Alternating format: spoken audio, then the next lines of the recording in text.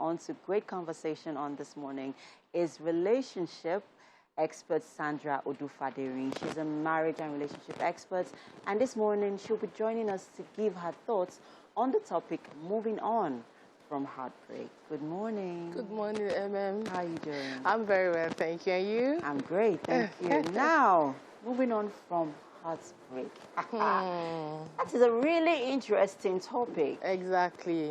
Tell us. Now first, I want you to know, before I continue our conversation, that before anybody make up their mind that they want to walk out of you, they didn't just make up their mind that day. They've made up their mind a year, 6 months, 3 months ago. They would have thought about some things that they couldn't cope with. They would have tried to manage some things that did not work. And now they just made up their mind and say, I'm done.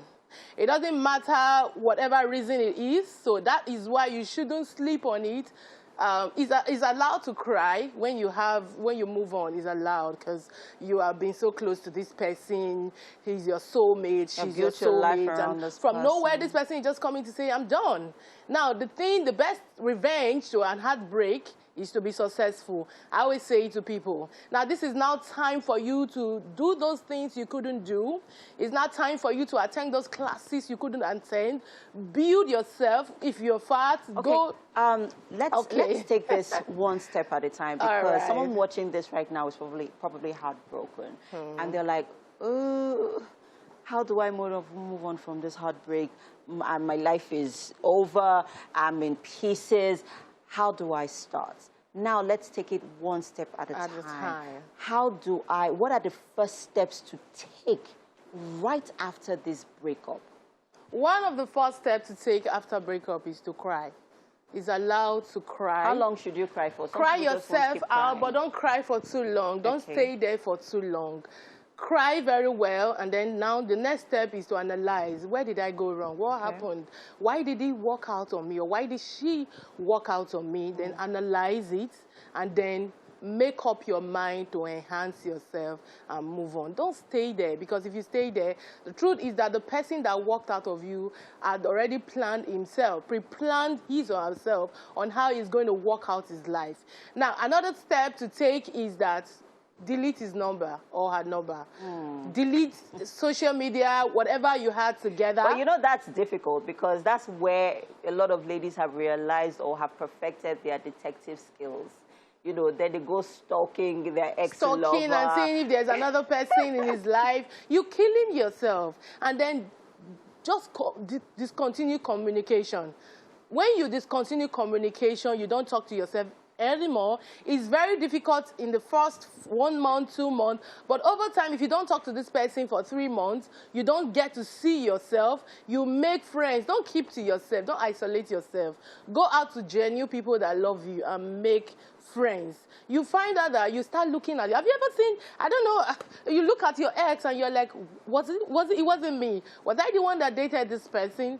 So if you want to move out of breakup, don't sleep crying all day and say, oh, he did this to me, he did that to me. The person has the right to move on if it's not working out. Now look at everything you did to make that relationship work out, and it didn't work out. And the more you keep stalking the person, calling the person, wanting to hang around the person, you're killing yourself. We still have some people, they still want to hang around, like having intimacy, having that with private time with the ex.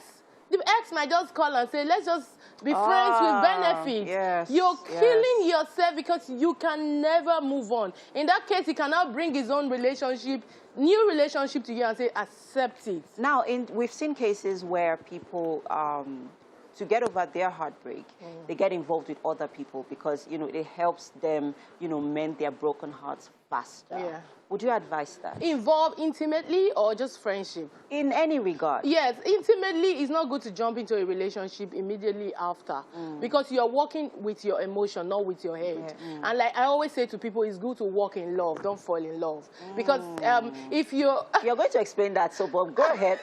Okay. Walking in love and falling in love.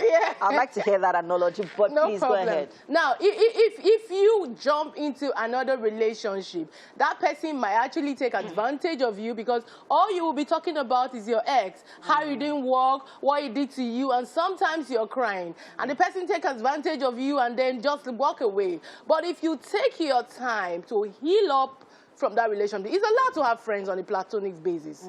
You can have friends on a platonic basis, and you guys are talking, he's helping you out, or she's helping you out to just be there. So in the course of this relationship with your new friend, you should walk in love. Walk in love. Now, quickly, just briefly tell us what walking in love is and falling in love is. Quickly. Okay, falling in love is you become, I don't want to use some words here, you become, you don't have say.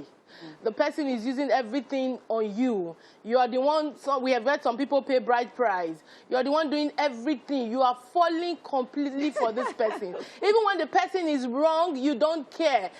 Something went viral last week. A lady went on the road and wrote her boyfriend's name and said, please forgive me, I won't do it again. I don't know if you saw it. Oh, wow. Yes, she was carrying a placard. So she is falling in love. She's falling in love. But when you walk in love, you walk with your brain. So please, let's walk in love. All right. Thank you so much, Sandra. It's always a pleasure having you with us. Thank you so much.